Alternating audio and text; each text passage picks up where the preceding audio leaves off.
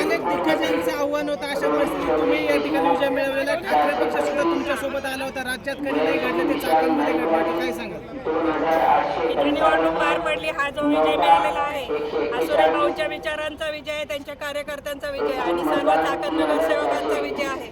लोकनियुक्त म्हणजे काय हे चाकण नगरवासियांनी आज या निवडणुकीमार्फत दाखवून दिलेलं आहे. त्यामुळे मी सर्वांचे मनापासून आभार मानते आणि सर्व विजयी उमेदवारांचे आभार मानते. सर्वांना बरोबर घेऊन आणि सुरेश भाऊंच्या विचारांचा वारसा पुढे घेऊन आम्ही हा चाकणची नगर परिषद कारभार व्यवस्थित पुढील 5 वर्ष ज्याप्रमाणे आम्ही निवडणुकीत जो अजेंडा घेऊन उतरलो होतो की चाकणचा सर्वांगीण विकास, त्यानुसारच आम्ही 5 वर्ष त्याच विचारावर ठाम राहून आम्ही काम करणार आहोत. चाकणमध्ये सर्वात महत्त्वाचं म्हणजे जे राज्यात घडलं नाही ते या चाकणमध्ये घडलं होतं. दोन्ही शिवसेना एकत्र आल्या होत्या. तुम्हाला दोन्ही शिवसेनेबरोबर अनेकांनी खरं तर पाठबळ दिलं होतं मागून. काय एकंदरीत त्यांच्याबद्दल? त्यांचे खरंच तुम्ही म्हणता त्यानुसार कुठे राज्याचे घडलं नाही, ते चाकणमध्ये घडलं.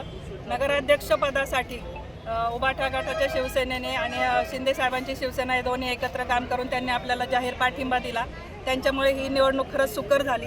त्यांचे आपले खेड तालुक्याचे आमदार बाबाजी शेठ काळे आणि त्यांचे सर्व कार्यकर्त्यांचे मी या निमित्ताने मनापासून आभार व्यक्त करते. ओके. नितीन शेट्टी.